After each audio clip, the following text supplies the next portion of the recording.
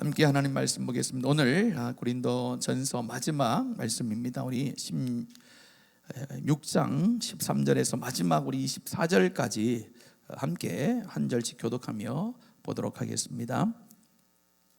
13절 말씀 제가 먼저 읽습니다. 깨어 믿음에 굳게 서서 남자답게 강건하라. 형제들아, 스데바나의 집은 곧 아가야의 첫 열매요 또 성도 섬기기로 작정한 줄을 너희가 아는지라. 내가 너희를 권하노니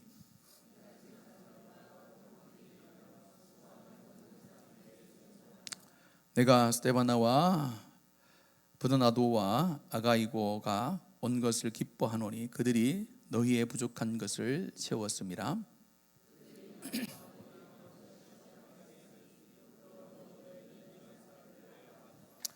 아시아의 교회들이 너희에게 문안하고 아굴라와 브리스가와 그 집에 있는 교회가 주 안에서 너희에게 간절히 문안하고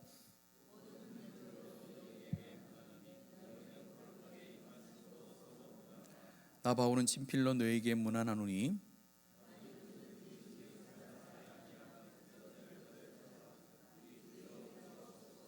주 예수 그리스도의 은혜가 너희와 함께하고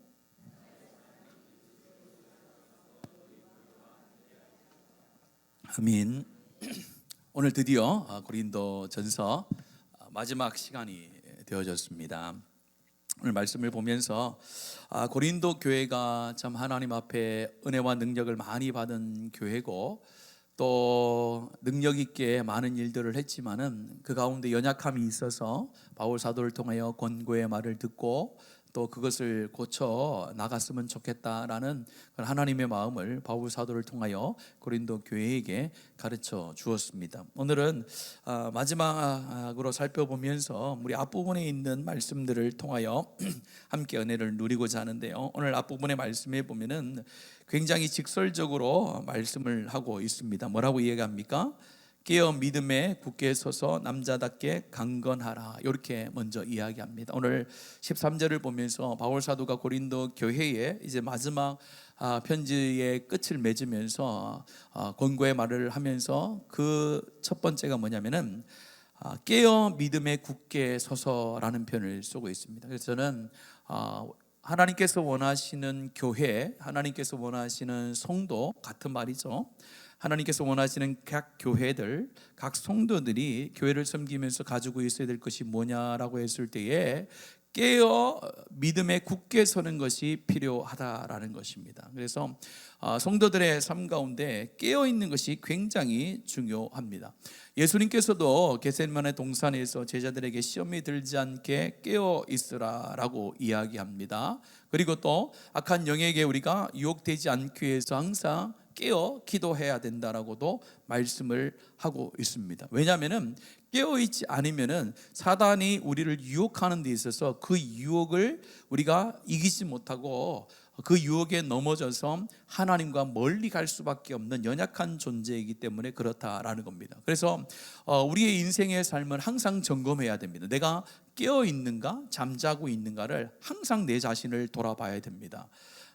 제가 깨어 있는가를 항상 내 자신을 돌아봐야 돼요. 그런데 우리는 내 자신을 돌아보지 않고 우리 희찬이를 보면서 너 왜 자고 있어? 왜 자고 있어? 이렇게 얘기하는 거예요. 본인이 자고 있는데 남이 자고 있는 걸 자꾸 들추어내요. 그게 아닙니다. 여러분들 깨어 있으라는 것은 먼저 나에게 말하는 거예요. 네가 지금 신앙 안에서 하나님 안에서 깨어 있는 자인지 아니면 잠자고 있는 자인지 먼저 자기를 살피는 것이 중요하다라는 거예요. 만약에 다른 사람이 잠자고 있는 것을 깨우라는 것을 이렇게 표현하지 않았겠죠. 그래서 바울 사도가 지금 우리 성도들 향하여 외칩니다. 너희들의 신앙의 삶은 지금 깨어 움직이는 삶을 살고 있느냐 아니면 잠자며 멈추어 있는 삶을 살아가고 있는가를 너희들의 자신을 한번 돌아보라라는 것입니다. 사단의 전략이라는 것은 굉장히 합리적이고 지혜롭습니다. 여러분들, 사단이라는 존재는 영입니다. 여러분들, 영이기 때문에 사람보다 훨씬 더 지혜로워요. 사람의 약점을 영은 알아요. 그래서 여러분들 늘 그런 걸 경험하잖아요. 내가 하나님 안에서 은혜가 떨어졌을 때는 갈등도 없고 어려움도 없습니다. 그런데 내가 은혜 받고 뭐 한번 해보려고 하면 어때요? 갑자기 없던 일이 생기고 어렵지 않은 일이 자꾸 어려워지고 가만히 있던 사람들이 계속해서 나에게 안 좋은 소리를 하고 이런단 말이에요. 이게 영적인 존재들은 우리의 약함과 우리의 부족함을 알고 아주 나에게 딱 맞는 유혹거리를 가지고 온단 말이에요. 여러분들, 오락을 싫어하는 사람한테 오락을 가지고 해서 악한 영이 유혹하면 넘어가겠습니까? 안 넘어가죠. 왜냐하면 그것은 자기의 약점이 아니란 말이에요. 그런데 늘 자기가 오락하는 것에 이런데 관심이 있고 그걸 하고 싶은 사람에게 뭐요? 야, 오늘 예배 가지 말고 오락 좀 해볼래? 그래 유혹을 하는 거예요. 오락에 관심이 없는, 거기 넘어지지 않는 사람은 아니야, 교회 가죠. 그런데 거기에 약한 사람은 악한 영이 그걸 가지고 온다. 그래서 하나님께서도 우리 가운데 성령을 통하여 각 사람의 마음을 감동시키고 감화시키고 또 감격하게 하셔서 하나님의 사람으로 부르십니다. 그때도 각 사람에게 딱 맞는 방법으로 역사하시는 영인 줄로 믿습니다. 자, 근데 반대로 악한 영도 마찬가지라는 거예요. 악한 영도 우리를 유혹할 때에 나하고 전혀 관계없는 것으로 나에게 다가오는 것이 아니라 나에게 딱 맞춤형 유혹거리를 가지고 오는 거예요. 내가 제일 약한 거, 내가 제일 넘어지기 쉬운 거를 딱 가지고 와서 나에게 정확하게 유혹을 던진단 말이에요. 그때 깨어있는 사람은 그걸 알아요. 나의 약함을 가지고 악한 영이 나를 유혹하는구나 라고 알고 그거를 뭐예요? 거부한다는 거예요. 그런데 거기에 대해 깨어있지 않으면요, 그냥 무방비 상태로 내가 그 공격을 받아서 넘어가게 되는 거예요. 깨어있지 않으면 신앙이 계속 다람쥐 쳇바퀴 돌듯이 성장하지 않고 그 자리를 계속 맴도는 거예요. 그래서 내 신앙이 왜 하나님 안에서 성장하지 않고 성숙하지 않고 하나님 볼 때의 장성한 분량의 신앙이 가지 못할까를 봤을 때에 은혜가 없는 게 아니야. 은혜가 없는 게 아니라 은혜가 왔는데 은혜를 내가 깨어있음으로 지키지 못하기 때문에 주어진 은혜를 누가 빼앗아가는 거야? 악한 영이 나를 통하여 죄악을 짓게 하고 하나님 원치 않은 곳에 가게 하고 하나님 원치 않은 행동을 하게 함을 통하여 받은 은혜를 은혜로 받아들이지 못하고 하나님 앞에 순종하지 못하게 하는, 그걸 한단 말이에요. 그러면 다시 자기의 삶은 어떻게 돼요? 다시 제자리로 돌아가는 거예요. 그래서 계속해서 넘지 못하는 그 수준에서 계속해서 넘어가는. 그래서 자기의 신앙의 수준과 성숙도를 높이기 위해서는 하나님 앞에 늘 깨어있는 삶이 우리 가운데 필요한 줄로 믿습니다. 그래서 항상 기뻐하고 쉬지 말고 기도하고 범사에 감사하는. 그러니까 중요한 건 뭐예요? 감사하고 기도하고 이렇게 있지만은 그 다 수식하는 걸 보면요, 항상이란 표현, 언제든지라는 표현이 있다라는 거예요. 그래서 악한 영은 처음부터 우리 가운데 큰 걸 가지고 오지 않습니다. 어떻게 오냐면요, 조금씩 다가와요. 조금씩. 사람은 깨어있지 않으면요, 조금씩 다가오면은, 민감하지 않으면요, 깨어있지 않으면은 그것이 사단이 나를 넘어뜨리게 하는 유혹인지 모른다는 거예요. 그래서 항상 민감하게 깨어 있어야 된다라는 겁니다. 신앙생활의 가장 위험한 건요, 자기가 잠을 자고 있으면서도 내가 잠을 자고 있는지 모를 때 가장 위험한 거예요. 내가 신앙생활에 있어서 내가 지금 잠자는 자의 어떤 상태구나라는 것을 깨달은 자는 그래도 깨어 하나님 앞에 나갈 수 있는 기회가 있는데, 내가 잠자고 있음에도 불구하고 내가 깨어 있다라고 생각할 때 가장 위험하거든요. 그래서 여러분들, 잠자고 있고 깨어 있다라는 그 갈림길이 뭡니까? 금방 나올 수 있죠. 제가 계속해서 제자 훈련이라든지 교사 교육이라든지 셀 리더 교육이라든지 설교할 때마다 계속 강조하는 게 뭐예요? 내가 예배하는 게 즐겁고 익숙한가? 아니면 내가 기도하는 것이 즐겁고 익숙한가? 아니면 반대로 내가 예배하는 것이 불편하다, 내가 즐겁지 않다, 내가 기도하는 것이 불편하고 즐겁지 않다. 그러면 내 신앙이 지금 잠자고 있구나. 그걸 깨달아야 되는 거예요. 내가 예배하는 것이 불편하고 하나님의 은혜를 나누는 게 불편하고 기도하는 게 불편하고, 반대로 세상에서 사람들과 지내는 건 너무 자연스럽고 세상에서 누리는 것이 너무 자연스럽고, 그런데 그거는 별로 심각하게 생각하지 않는 거예요. 그래서 여러분들이 하나님 앞에서 내가 깨어있다라는 것은 하나님 앞에 나 자신을 점검했을 때에 하나님과 가까이 가는 모습이 즐겁고 어떻게 적극적으로, 아니면 내가 그 가운데 익숙하여짐으로 나아가느냐 그렇지 않느냐가 어떤 기준이 될 수 있다라는 겁니다. 그래서 여러분들 오늘 이 시간에 기도할 때는 어떻게 기도하냐면, 하나님, 내가 영적으로 잠자는 자가 아니라 깨어있는 자가 될 수 있도록 이렇게 말씀하는 거예요. 하나님, 믿음에 있어서 결코 잠자는 자가 깨어있는 자의 삶을 하나님, 내가 살아갈 수 있도록 내 삶을 이끌어 주십시오. 그 깨어짐도 내 능력이 아니죠. 우리 의지와 능력으로 내가 깨어있을 수 있을 것처럼 보이지만은 실제적으로 우리가 이 저녁에 와서 기도하는 이유는 뭡니까? 그것이 내 뜻과 내 마음대로 내 의지대로 가능하지 않기 때문에 누구를 의지하는 거예요? 성령 하나님을 의지하는 거죠. 성령 하나님 내 안에 임재하셔서 하나님, 내가 하나님 안에 늘 깨어있는 자의 삶으로, 민감한 삶으로 내가 살아갈 수 있도록 내 마음을 좀 하나님 다스리시고 인도해 달라고 성령 하나님을 의지하는 거예요. 그래서 여러분들이 내 의지를 세워서 하는 것처럼 보이지만은 결국은 성령께서 우리를 이끌어 주셔야 우리가 그런 삶을 살아갈 수 있는 거예요. 그래서 우리가 기도하는 거예요. 하나님, 내 삶 가운데 민감함과 깨어있음을 하나님 꼭 허락해 달라고. 그것을 바울 사도가 마지막 고린도 교회 성도들에게 오늘 13절에 깨어 믿음에 굳게 서서라는 표현을 쓰고 있다라는 겁니다. 두 번째는 그 뒤에 말씀 14절의 말씀입니다. 한번 짧으니까 같이 읽습니다. 시작. 너희 모든 일을, 이 말씀하지 않아도 되죠. 여러분들 어디서 많이 듣던 말 아닙니까? 너희 모든 일을 사랑으로 행하라. 지금 이 말을 누구에게 쓰고 있는 거예요? 고린도 교회 성도들에게 쓰고 있는 거란 말이에요. 자, 그러면은 두 가지를 생각해 볼 수 있는 거예요. 첫 번째는 지금 고린도 교회 사람들이 모든 일을 할 때에 사랑으로 하고 있으니까 너희들은 그 모든 일을 할 때에 사랑으로 행하라라고 이야기할 수도 있습니다. 또 반대로 그들이 여러 가지 일을 하지, 그 하는 일이 무엇으로 하지 않기 때문에, 사랑으로 하지 않기 때문에 너희들이 모든 일을 하든지 하나님의 사랑으로 하라라고 그렇게 권고를 할 수 있어요. 자, 이 두 가지 중에 우리가 앞에서 살펴봤듯이 고린도 교회는 어디에 속합니까? 전자입니까? 후자입니까? 후자죠. 그래서 고린도전서 13장은 특별히 무슨 장이라고 불러요? 그렇죠. 여러분들 성경에서 장장장장 무슨 장장장이 나와요. 무슨 뭐 주제를 가지고 무슨 장이 있는데 사랑장이라는 것이 오늘 이 고린도전서 13장 말고 따로 있습니까? 없죠. 유독 왜? 빌립보 교회도 있고 골로새 교회도 있고 뭐 다 교회가 수없이 많단 말이에요.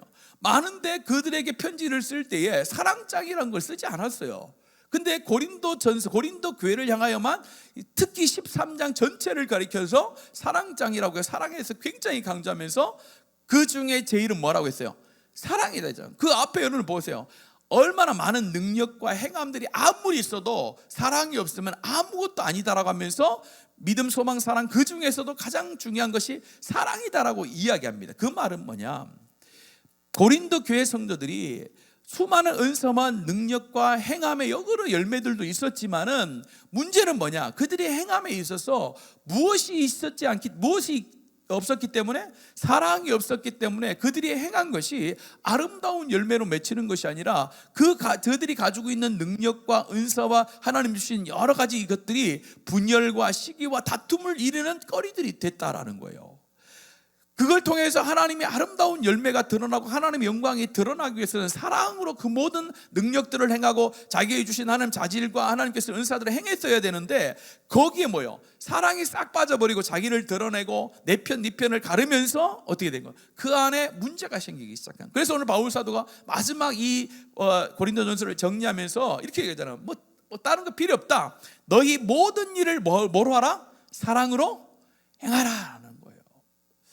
그러면 교회는 우리가 남에게 충고도 할 수 있습니다. 옳은 말을 할 수 있습니다. 열심히 봉사할 수도 있습니다. 뭐 정말로 남이 봤을 때 저 사람 어떻게 저렇게 교회를 위해서 잘 섬기고 봉사를 많이 할까, 이런 소리를 들을 수 있어요. 근데 중요한 건 뭐냐? 사랑이 없으면요, 그것이 열매로 맺혀지지 않고 열매가 아니라 훨씬 더 안 좋은 분열과 시기로 나타날 수 있다는 거. 이걸 꼭 조심해야 돼요. 교회는 모든 것을 할 때에 뭘로 해야 돼요? 사랑으로 해야 될 줄로 믿습니다. 믿음은 사랑으로 표현되어지는 거예요. 사랑이 있는 섬김, 사랑이 있는 충고가 돼요. 옳은 말을 할 수 있습니다. 남이 하나님이 원치 않은 다른 길로 갈 때에 우리가 방치해 둘 수는 없죠. 그러면 우리가 누군가가 가서 그에게 조언을 해줘야 된단 말이에요. 조언을 해줄 때 뭐가 있어야 되는 거예요? 진짜 그 사람을 내가 사랑하는지를 먼저 나에게 물어봐야 되는 거예요. 내가 물어봐 내 양심에 하나님의 믿음에 있어서 내가 저 사람을 진짜 사랑한다면은 그 사랑을 가지고 저 사람에게 충고를 해주고 좋은 말을 해주면은 그 사람은 그 충고를 받아들입니다. 그런데 그렇지 않고 그 사람을 사랑 없이 하는 모든 충고와 심지어 하나님의 말씀의 권고까지도 그 사람을 생명의 길로 인도하는 것이 아니라 죽음의 길로 인도하는 겁니다. 이것은 성도와 성도 간의 대화를 할 때뿐만이 아니에요. 지금 제가 뭘 하고 있습니까?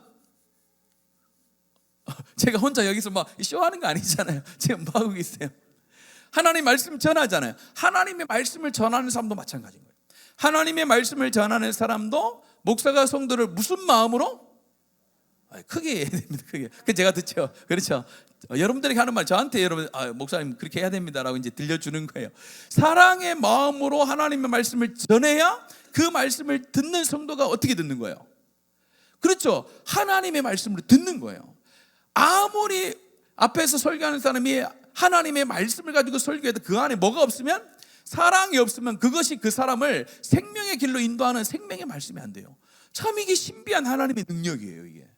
그래서 설교를 잘하냐 못하느냐는 그거는 두 번째 문제고, 이 앞에서 말씀을 전하는 자들, 아니면 여러분들이 셀 리더로서 셀원들을 인도해 가며 교사로서 우리 아이들을 키워나가고 양육해 나가는 데 있어서 가장 중요한 건 뭐냐? 사랑이라는 거예요. 사랑이 밑받침 되어져서 거기서 나오는 하나님의 말씀과 그 권고의 말과 이런 모든 가르치는 말들이 생명의 역사를 일으키는 줄로 믿습니다. 그래서 바울 사도가 이야기하는 거예요.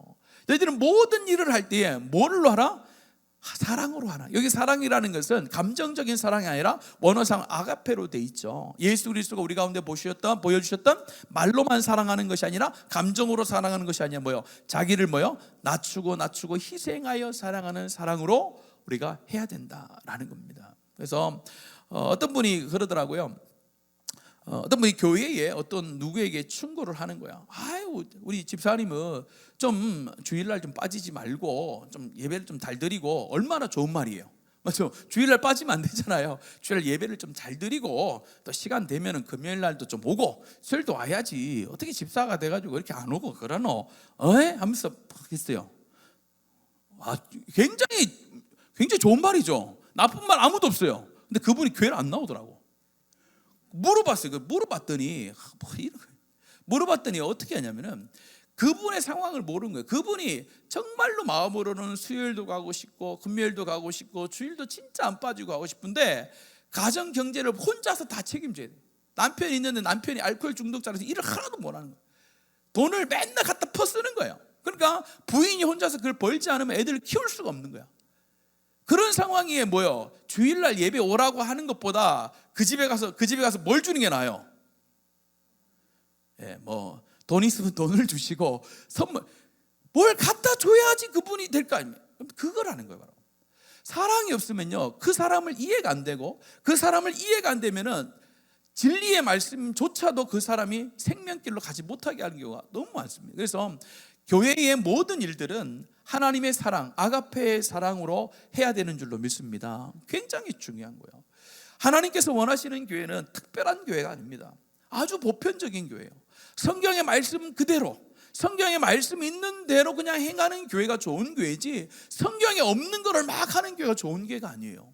성경에 있는 교회, 성경에서 말씀하시는 그런 능력과 은혜가 있는 교회, 성경의 말씀대로 서로 섬기고 성령에서 명하신 대로 교회를 섬기는 그 교회가 제일 좋은 교회예요. 여러분들, 성경에 없는 저기 특별한 일이, 그럼 이상한 거죠. 그게.